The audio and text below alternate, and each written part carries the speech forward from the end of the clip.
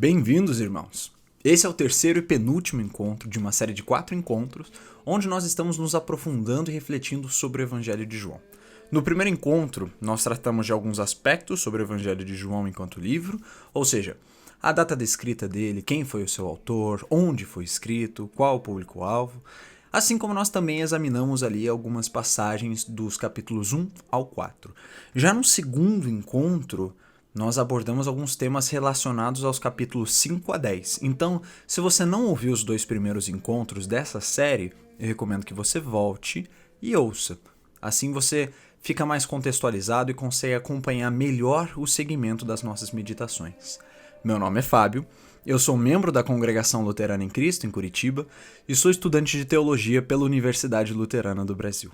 É um prazer estar aqui contigo para ler e refletirmos juntos sobre esse livro tão belo que é o Evangelho de João. O nosso estudo e a nossa reflexão de hoje será totalmente voltada para o capítulo 11 a 17 de João. O ideal, quando você ouve esses estudos, é que você já tenha lido esses capítulos ao longo da semana antes de vir para cá, para que você esteja justamente mais situado e para que a gente consiga seguir a nossa reflexão. O que nós vimos até agora, meus queridos? Nós vimos que Cristo é o Logos divino feito carne, que ele é Deus encarnado, assim como que ele também é nosso sacerdote, ele é o Cordeiro de Deus para o sacrifício, ele é o segundo Moisés que é superior ao primeiro.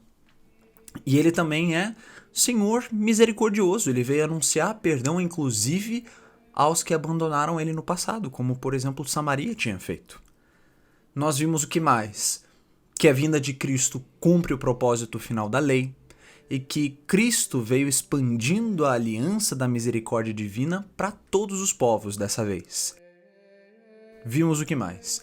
Vimos que Cristo é o pão da vida, que ao comer a sua carne e beber o seu sangue nós somos unidos a ele, assim como nós também vimos que Cristo veio para recriar o homem pelo seu poder, e que essa recriação se finaliza através da lavagem pelo batismo. Assim, nós vimos a divindade de Cristo, os ofícios de Cristo, a sua misericórdia infinita, e nós também vislumbramos um pouco mais ali sobre esses 2 sacramentos que nós celebramos tanto, que é o batismo e a Eucaristia, ou Santa Ceia. Mas e agora, irmãos? O que nós vemos nos capítulos 11 a 17? Vejamos. Nós vemos desde o começo do capítulo 11 a criação do cenário de um dos milagres mais conhecidos de Jesus, que é ressuscitar Lázaro. Lázaro era amigo de Jesus e tinha um tempo que ele estava enfermo e acabou por falecer. A questão é que Lázaro morreu e estava enterrado na região da Judéia, onde Jesus tinha acabado de escapar de um apedrejamento. No capítulo anterior, o capítulo 10, Jesus tinha se apresentado como bom pastor, assim como ele também foi a Jerusalém ali para a festa da dedicação. E lá ele tinha dito sua famosa frase, eu e o Pai somos um. E justamente por isso os judeus, de novo, entenderam que Jesus estava se afirmando Deus tanto quanto o Pai e decidiram tentar apedrejar ele. Então, Jesus tinha acabado de escapar de um apedrejamento naquela região e já queria voltar para despertar Lázaro. Quando ele anuncia aos discípulos que Lázaro estava adormecido, eles entendem que Lázaro estava simplesmente repousando por conta da doença e dizem, Senhor, se dorme, estará salvo. Ou seja, eles tentam impedir que Jesus volte para aquele lugar tão hostil, porque não há necessidade de simplesmente acordar um doente que dormiu. Então é aí que Jesus esclarece que Lázaro não adormeceu para se recuperar por meio do sono comum. Não, ele morreu.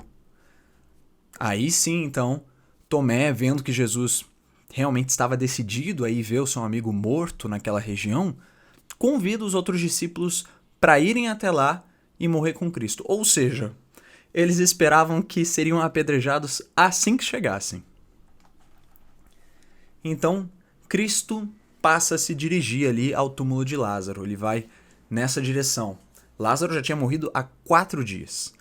No meio do caminho, Jesus se encontra com Marta, que é uma das irmãs dele, e ele promete para Marta que o irmão dela ressuscitaria. Mas ela entende que ele estava falando ali da ressurreição final. Então Jesus também acrescenta que aqueles que creram nele ressuscitarão. Por quê? Porque ele é a ressurreição e a vida. Depois, Jesus se encontra ainda no caminho com Maria, que é outra irmã de Lázaro, e ela, da mesma forma que Marta, diz que Lázaro não teria morrido se Jesus tivesse ficado na região. Depois disso, então, finalmente, Maria guia Cristo até o túmulo de Lázaro e ele chora. Vamos parar aqui por um momento. O texto diz, o versículo, diz: Jesus chorou. O que tanto importa nesse versículo que tantas pessoas conhecem? Por que importa dizer que Jesus chorou? Irmãos, vejamos bem aqui. Nós bem sabemos que Jesus é Deus encarnado. Mas até que ponto nós vemos nele um homem também? Nós vimos já que Cristo é o Logos divino, que ele é o princípio motor de toda a vida e que ele é glorioso eterno, acima de qualquer coisa na criação. E claro, Cristo é Deus. Ele é infinito, eterno, perfeito, poderoso, Senhor sobre todas as coisas. Ele é a mais alta autoridade que se poderia imaginar. Ele é a voz que ordena que as coisas sejam feitas e assim elas logo se fazem em obediência. Mas aqui nós vemos esse Logos encarnado chorando. E isso nos mostra quão profundo o mistério da encarnação de Cristo. Ele não é apenas Deus de uma carapuça externa de carne e osso. Não, ele é simultaneamente homem e que sente as dores que nós homens sentimos aqui. Ele se fez humilde, ele se submeteu a passar por todas essas coisas, inclusive literalmente chorar. Ele deixa que as lágrimas corram pelos olhos dele e pela face dele. Quem está chorando ali é um homem perfeito. Quem está chorando ali é ao mesmo tempo Deus. Um só Cristo, um só Deus homem. Por isso que nas epístolas de Paulo, em 1 Timóteo 2, por exemplo, nós vemos Paulo dizer que há um só Deus e um só mediador entre Deus e os homens. E daí ele diz quem? Jesus Cristo Deus? Não. Quem que ele diz? Jesus Cristo homem. Quando Paulo escreve isso para Timóteo, ele tem o mesmo intuito de João aqui nesse evangelho. Demonstrar que o nosso advogado diante do Pai conhece as nossas dores. Ele se compadece de nós. Nós temos um Deus que sabe o que é ser humano. Ele conheceu em primeira mão as nossas dores. Deus sabe de tudo e sempre soube, lógico, das nossas dores. Ele sempre compreendeu elas completamente por conta da onisciência, mas ele não se contentou com isso. Ele decidiu não apenas saber, mas também viver ele mesmo essas dores. E é por isso que nós podemos recorrer a ele com tanta certeza de misericórdia e de bondade. Porque ele conhece as nossas dores em primeira mão e se compadece de nós. Eu creio que todos nós chegamos a perder já alguém por conta de doença nos últimos anos. Seja por conta da pandemia, que assolou o mundo, ou talvez por outra doença, que seja a doença que for. Nós choramos, nós lamentamos, nós sentimos a dor de não ter mais essas pessoas nas nossas vidas. Eu mesmo senti isso. Jesus também sentiu. E nós sabemos que sempre que oramos aos céus pedindo a orientação e a sabedoria dele, ou pelo consolo dele, ou pela paz dele no meio dessas perdas, ele olha para nós aqui embaixo e se compadece, porque ele sabe como é perder alguém tão amado, assim como ele conhece bem todas as nossas outras dores dessa vida. Esse é o nosso Senhor, ele sabe o que nós passamos, ele mesmo passou por essas coisas, e ele tem misericórdia de nós justamente por isso. Mas, sigamos adiante. Jesus chega no túmulo e pede para que removam ali a pedra que colocaram para selar. Então, Marta diz, o corpo já fede, porque Lázaro já tinha morrido realmente há 4 dias. Então, eles removem a pedra e Cristo faz ali um momento de ação de graças ao Pai porque ele já recebeu o que tinha pedido. E o que acontece em seguida? Cristo chama Lázaro para fora. Lázaro ressuscita e anda até fora. Ele sai do túmulo. Irmãos, o que nós aprendemos com esse milagre, além, lógico, de que Jesus é poderoso para ressuscitar? Prestem atenção. Nós todos estamos nessa história. E esse é justamente outro intuito dessa passagem que João decidiu incluir no seu evangelho. Por exemplo, vejamos, o que Paulo disse que Cristo fez por nós em Efésios 2:1. Ele diz: Ele lhes deu a vida quando vocês estavam mortos em suas transgressões e pecados. Veja bem a profundidade disso. Alguns judeus acreditavam ali que a alma pairava sobre o corpo durante 3 dias após a morte. Alguns gregos também pensavam isso, né? E gregos são ali o público-alvo de João. Eles acreditavam que a alma poderia voltar livremente ali para o corpo durante esse período de 3 dias, ou que realmente, chegado ali o 4º dia, ela partiria ali, deixariam completamente o corpo. João aqui relata mais de uma vez que Lázaro tinha morrido já tinha 4 dias. Para quê? O intuito dele é descartar que alguém tentasse explicar esse acontecimento com qualquer coisa mais esotérica ou de outra forma. Não. Somente um milagre poderia explicar o motivo de Lázaro voltar à vida. E esses somos nós. Já tão mortos em nossos delírios e pecados que só um milagre pode nos salvar.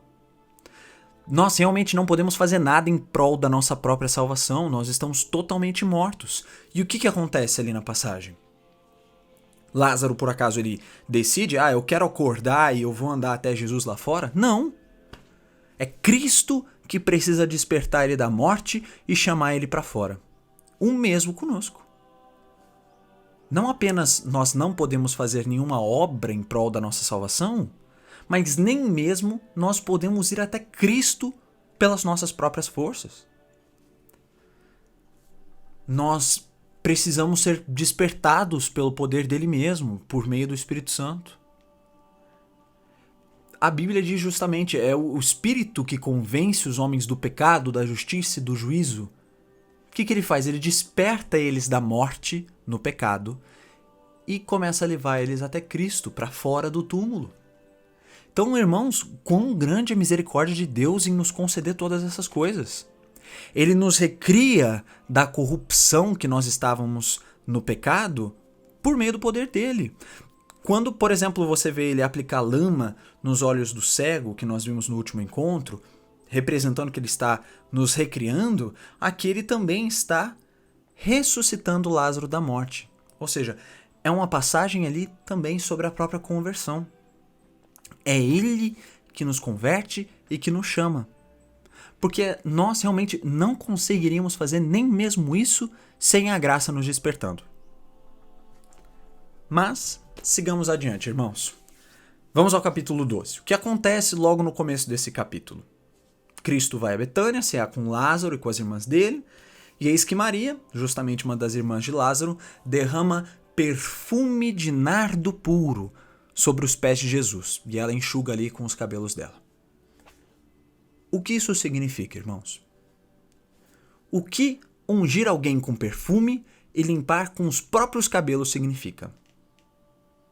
Ora, uma mulher judia dificilmente soltava os cabelos em público.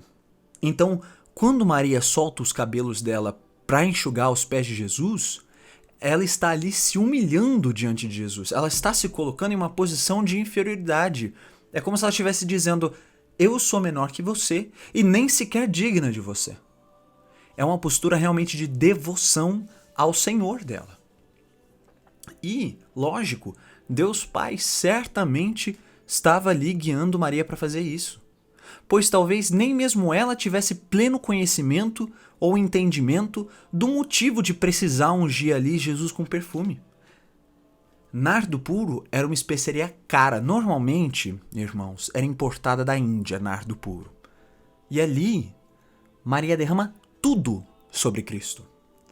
Nos outros evangelhos, por exemplo, você vê esse mesmo relato dizendo que Maria teria ungido a cabeça de Jesus. Mas aqui em João diz que ungiu os pés. É uma contradição? Não. O que parece ter acontecido é que Maria teria derramado tanto perfume de nardo em Jesus que chegou ao ponto de escorrer desde a cabeça até os pés. Isso, meus irmãos, é um gasto extremamente alto e bastante extravagante. Tanto quanto, é extravagante o ato dela se abaixar e enxugar os pés de alguém com os cabelos. E eis que surge quem? Judas Iscariotes, para questionar a mulher, dizendo que teria feito melhor se ela vendesse esse perfume caro e desse aos pobres o dinheiro.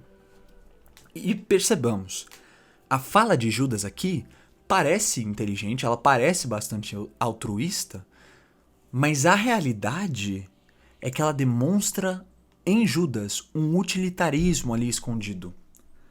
Judas rejeitava uma devoção extravagante, ele pensava mais na utilidade desses bens se eles fossem empregados em outras coisas menos místicas.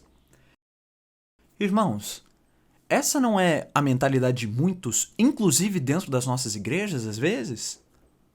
Reclamam da complexidade e dos gastos com a liturgia que nós fazemos nos finais de semana, mas eles ignoram que tanto Deus instituiu um culto que seria extravagante no Antigo Testamento, quanto que aqui Jesus repreende Judas por negar o mesmo a si.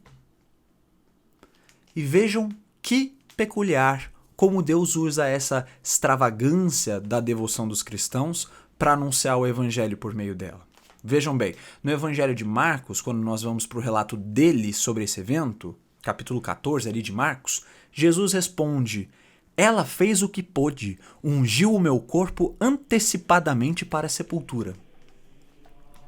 Maria não fazia a menor ideia de que, quando ela estava gastando tanto perfume para demonstrar a devoção a Jesus, derramando extravagantemente ali sobre ele, ela estava anunciando que Jesus morreria. Ela não fazia a menor ideia disso.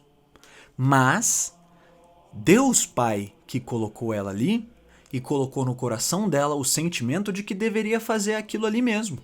E tudo isso fazia parte do plano dele. Deus usa do culto do cristão e da sua beleza, da prontidão dos cristãos em reconhecer que o melhor pertence ao Senhor e deve ser dado em oferta a Ele, para anunciar a glória do seu evangelho a todos. Jesus, então, repreende ali em Judas todos os que condenam os gastos altos com o culto prestado a ele, se feito, lógico, de coração verdadeiramente devoto. É como se ele estivesse dizendo: o melhor não pertence a mim e eu não ordenei que fosse ofertado a mim? Então eu tenho direito de receber o melhor e também de usar o melhor para anunciar o meu evangelho, porque o meu evangelho foi cumprido aqui na terra realmente com humildade. Mas a realidade completa é que ele é a coisa mais gloriosa que já existiu. Então é correto anunciar a glória e a majestade dele. Percebem isso? Mas vamos lá, sigamos mais adiante, irmãos. Depois disso, daqui em diante, Jesus passa a anunciar a morte dele. Primeiro, ele anuncia ali aos discípulos e depois ele anuncia aos outros mais publicamente. Está chegando então a hora de Cristo ser crucificado. Alguns dias antes da Páscoa, naquele mesmo ano, Jesus está com os discípulos e ele prepara ali a última ceia que terá com eles. Como nós vimos no nosso último encontro, o Evangelho de João não contém o relato das palavras de Jesus quando ele institui a Eucaristia. Mas aqui, ele traz um relato diferente da mesma noite. Jesus lava o pé dos discípulos. Esse é, de fato, queridos, um evento marcante. E nós conseguimos aprender muito com ele. Por exemplo, Pedro, inicialmente, não aceita que Jesus lave os seus pés. Mas depois ele é convencido. Por quê? Porque Jesus esclarece que era necessário que fosse assim. Cristo diz que se Pedro não se deixar lavar, não terá parte com ele. O mesmo serve para nós. Cristo vem para servir e nós precisamos nos deixar ser servidos por ele. Porque nós mesmos não podemos dar a ele nada de valor da nossa parte. Então, Somente sendo servidos por ele é que nós tomamos parte com ele. Somente sendo lavados por Cristo é que nós nos tornamos partícipes nele. Eu quero fazer aqui um breve comentário que eu acho que pode até ser bem útil, né? Existe uma peça litúrgica, uma peça de vestimenta litúrgica, né? Que não é mais tão comum de ser usado. Alguns pastores luteranos ainda usam, assim como alguns padres ainda usam também, mas a realidade é que não está mais tão, digamos, na moda dentro dos dois grupos, para ser bem honesto. Não tanto quanto já foi mais comum no passado. O nome dessa peça pequena é manípulo, que realmente vem de manipular, de fazer algo com as mãos. Como eu comentei, é realmente uma peça bem pequena, ela parece com uma estola que fica pendurada no braço esquerdo do pastor ou do padre. E ela, lógico, também segue as cores litúrgicas ao longo do ano, assim como a própria estola, né? Então, se tá tudo roxo, o manípulo vai ser roxo, se tá tudo verde, o manípulo vai ser verde. Então, se você quiser, depois pesquisa ali no Google manípulo litúrgico e logo você já encontra algumas fotos.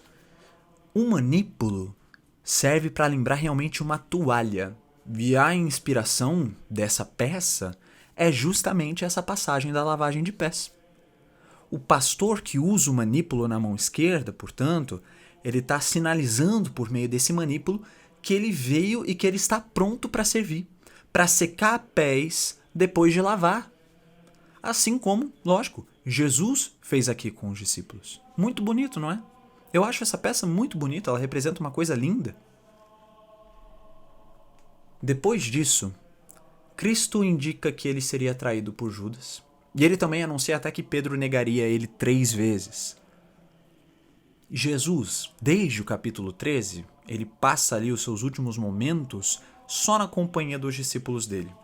Porque era do interesse dele preparar eles para o que viria logo, ou seja, a crucificação. Daí em diante, Jesus ensina muito aos discípulos. No capítulo 15, por exemplo, ele explica que ele é o caminho para o Pai e também anuncia que o Espírito viria depois dele. Nós vemos aqui em todo esse trecho a preocupação de Jesus com os discípulos dele, com a preparação deles e com a garantia da esperança deles. Então, nos capítulos 14 a 16, Cristo se preocupa muito em preparar os discípulos para tudo. Ele avisa sobre a importância de estar ligado com ele, quando ele diz que ele é a videira e os seguidores são os ramos, e que não é possível dar fruto sem estar ligado à videira. Ele também avisa que os seus seguidores seriam perseguidos pelo mundo, porque o mundo odeia Cristo e também odeia o Pai, mesmo sem motivo justo. Que mais? Ele avisa sobre o Espírito Santo, Consolador, que estaria com eles até o fim dos tempos, orientando os seus passos. Então ele e os discípulos se retiram do cenáculo onde estavam fazendo a ceia e vão para o jardim do Getsêmani. No caminho, e ao chegar lá também, Cristo avisa que, mesmo sendo expulsos das sinagogas e de todo lugar público, para ser honesto, os cristãos serão guiados pelo Espírito. E no fim, toda a tristeza desses sofrimentos, toda a angústia desse meio tempo, vai se tornar em alegria. Ele compara isso com uma mulher que dá à luz. Ela sente as dores e angústia ali na hora do parto, mas logo que a criança sai e ela vê o filho, tudo se transforma em alegria. Todos esses capítulos, então, são como uma grande preparação para as aflições que viriam tanto sobre os discípulos quanto sobre todos os cristãos, desde a crucificação de Jesus ali até o fim dos tempos. Seguir Cristo, irmãos, tem preço, e o preço é alto. Mas, mesmo que esse preço alto gere muita angústia aqui, tudo se transformará em alegria, assim, lógico, que acabar e nós estivermos na glória. Jesus então finaliza esse momento com mais um anúncio de que a hora era chegada e que poucas horas depois disso os discípulos seriam dispersos e iam deixar ele sozinho. Tudo isso, lógico, enquanto Judas, que agora estava possesso por Satanás, estava fora. Judas tinha saído no meio da noite para entregar Jesus às autoridades. Judas já tinha se retirado, na verdade, desde que Jesus anunciou no capítulo 13 que ele o trairia. Então toda essa conversa se dá com Judas fora no meio da noite, preparando tudo para que o Filho de Deus morra. Chegamos então, irmãos, ao clímax do nosso encontro de hoje. A oração sacerdotal de Jesus em todo o capítulo 17. Depois dele avisar aos discípulos sobre as tribulações que viriam sobre eles por conta do seu nome, Jesus se dirige em uma última oração ao Pai. Vejamos que atitude exemplar. Diante desse perigo iminente que em poucas horas vem para prender e matar ele, Cristo realmente dá os seus avisos aos discípulos e, por fim, e mais importante, a última coisa que ele faz é se dirigir ao Pai em oração. Nessa oração, Jesus começa com alguns pedidos. Ele começa dizendo: glorifica o teu filho, para que o filho glorifique a ti. Assim como lhe deste autoridade sobre toda a humanidade, a fim de que ele conceda a vida eterna a todos os que lhe deste. E a vida eterna é essa: que conheçam a ti, o único Deus verdadeiro, e a Jesus Cristo, a quem enviaste. O que Jesus está fazendo aqui? Ele está de novo se afirmando igual a Deus Pai. Deus Pai é a fonte da vida eterna, assim como Jesus Cristo também é. Um ser criado não pode ser a fonte da vida eterna, porque só Deus realmente tem vida por si mesmo, enquanto todas as coisas criadas apenas recebem a vida dele. Por isso ele diz: ó Pai, glorifica-me contigo mesmo com a glória que eu tive junto de ti antes que houvesse mundo. Ou seja, ele está afirmando que ele existe desde a eternidade, desde sempre. Nas palavras, por exemplo, do Credo Niceno, que nós recitamos tantas vezes nas nossas liturgias, nós dizemos que nós cremos em um só Senhor Jesus Cristo, Filho unigênito de Deus, nascido do Pai antes de todos os mundos. E o que mais nós vemos aqui nessa oração, irmãos? Jesus diz: não peço pelo mundo, mas por aqueles que me deste, porque são teus. Santo Agostinho, que é outro dos grandes autores do início da história da Igreja Cristã, e esse a propósito que Lutero gostava muito pessoalmente, ele tinha muito apreço, ele não cansava de citar Agostinho nos escritos dele. Agostinho, ele explica aqui que Jesus usa a palavra mundo, quando ele diz não peço pelo mundo, se referindo àqueles que vivem de acordo com o pecado. Então, Cristo não está pedindo ao Pai para que proteja pecadores impenitentes, mas que proteja os arrependidos que foram dados a ele pelo Pai, ou seja, os cristãos. Ele diz: já não estou no mundo, mas eles continuam no mundo enquanto eu vou para junto de ti.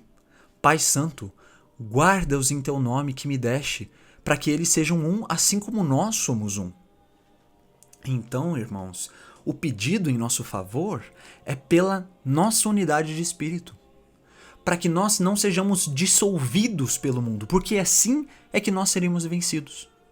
Pelo contrário, mesmo que estejamos espalhados aí por todo o globo, nós confessamos, de novo citando o Credo Niceno, uma única santa e apostólica Igreja Cristã. Por isso que essa oração é conhecida como oração sacerdotal de Jesus, porque ela é uma oração feita em nosso favor, é o nosso sumo sacerdote que se coloca diante do Pai e pede pela nossa proteção enquanto estamos aqui e nós somos vítimas de todo tipo de injustiça e perseguição. Ele diz: não peço que os tire do mundo, mas que os guardes do mal. Eles não são do mundo como eu também não sou. Em Cristo, irmãos, nós já somos concidadãos da pátria celestial, nós não somos mais desse mundo. Apesar disso, nós estamos no mundo. E o desejo de Cristo não é simplesmente nos tirar do mundo imediatamente após nós sermos ali lavados pelo sangue dele, mas que nós continuemos, por hora, claro, aqui no mundo, espalhando a palavra dele enquanto o Pai nos protege aqui. Por isso ele continua dizendo: assim como tu me enviaste ao mundo, também eu os enviei ao mundo. E depois ele diz: não peço somente por estes, mas também por aqueles que vierem a crer em mim. Cristo está no final da sua maior missão. Chegou o grande momento, que ao mesmo tempo é o tempo do terrível momento. Ele vai morrer. e ele vai completar a nossa redenção por meio dessa morte. Ele vai sofrer por horas a fio, e tudo para que se cumpra aquilo que era plano de Deus. Cristo disse, voltando lá no capítulo 10, ninguém tira a minha vida, pelo contrário, eu espontaneamente a dou. E tudo isso indicando que desde o começo o plano era se entregar, como vai acontecer nas próximas horas ali. E eis aqui quão grande a sabedoria dele. Finalizando a sua missão, vai começar a missão daqueles que são seus. Então ele pede pela proteção deles, pela proteção nossa. O cabeça da igreja, a mais alta autoridade, o Filho de Deus encarnado no meio da noite, pouco antes de ser preso, se coloca como sacerdote em nosso favor diante do Pai e pede uma coisa: que ele nos proteja. Porque daqui em diante o mundo fará de tudo para nos dissolver, buscando, por meio disso, abafar a mensagem da cruz que Cristo vai enfrentar em poucas horas. Esse Cristo, irmãos, esse Cristo que ressuscita os mortos, assim como nos chama da nossa morte em pecado para a vida, esse Cristo que entrega a sua vida por vontade própria, esse Cristo que se dispõe a nos lavar para que nós tenhamos parte com Ele, esse Cristo que ao mesmo tempo recebe com alegria a nossa adoração sincera e mais elaborada, esse Cristo que é o nosso Senhor, mas que também é sacrifício e sacerdote, que se coloca diante do Pai em angústia, pedindo em nosso favor no meio da noite. Esse é o Cristo que nós celebramos e nós aguardamos voltar por todo o período de advento. Esse Cristo que é maravilhoso para nós. Finalizado esse momento, irmãos, eu recomendo que abram a descrição do vídeo aqui ou vão até o grupo da congregação no WhatsApp e cliquem no link para preencher o quiz do estudo de hoje. Basta clicar no link, preencher o seu nome completo, responder as perguntas na tela com a opção correta e enviar a sua resposta. Lembrando que é permitido responder ao quiz apenas uma vez por pessoa. Até o próximo encontro, onde nós vamos estudar os capítulos 18 a 21. Então, tire um ou mais momentos ali de cada dia dessa semana para ler os capítulos 18 a 21 do Evangelho de João. E nós nos veremos em breve para nos aprofundarmos mais neles. Deus os abençoe.